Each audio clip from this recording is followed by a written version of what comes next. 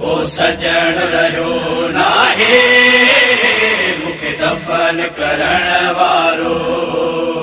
को सजण रहियो नाहे मुखे दफन करण वारो।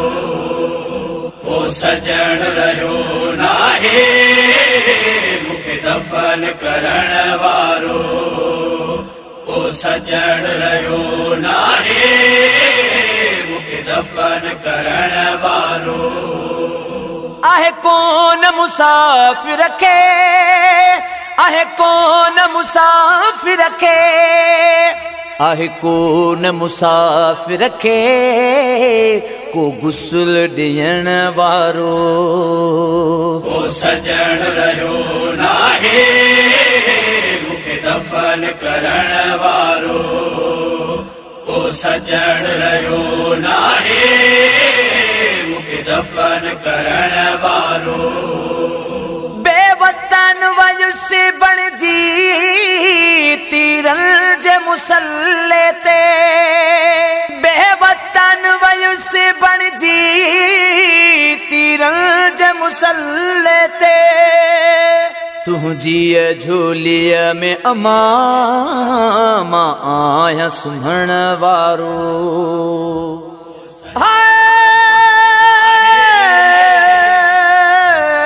सभु सजण विया कुसिजी अमा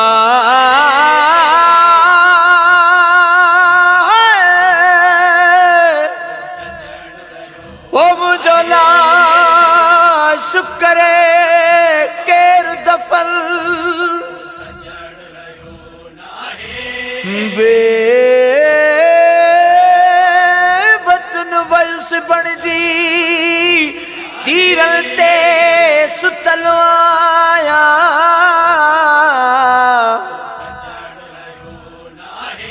न रहिया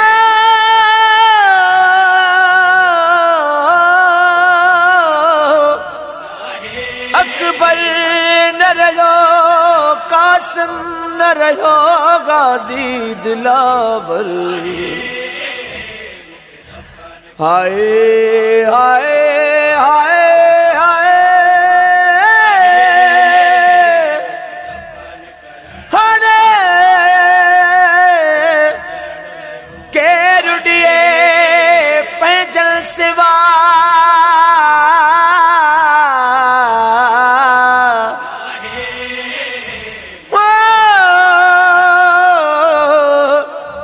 मुखे कफन अमा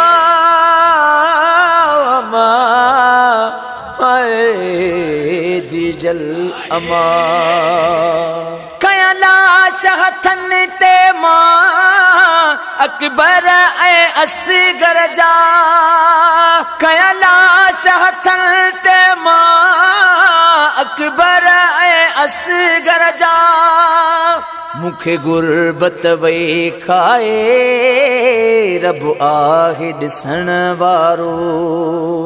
को सजण रहियो नाहे मुखे दफन करण वारो। को सजण रहियो नाहे मुखे दफन करण वारो। वयो ॾींहुं सॼो गुज़री मुंहिंजी लाश रही उस ते। वयो ॾींहुं सॼो गुज़री मुंहिंजी लाश रही उस ते। आयो न मगर अमा को लाश खणण वारो। को सजण रहियो नाहे मुखे दफन करण वारो। को सजण रहियो नाहे मुखे दफन करण वारो। कर लाश मथां सायो त तहीर जी चादर जो। ओ कर लाश मथां सायो त तहीर जी चादर जो। मता मुंहिंजे जनाज़े खे अची कोई लुटण वारो। को सजण रहियो नाहे मुखे दफन करण वारो।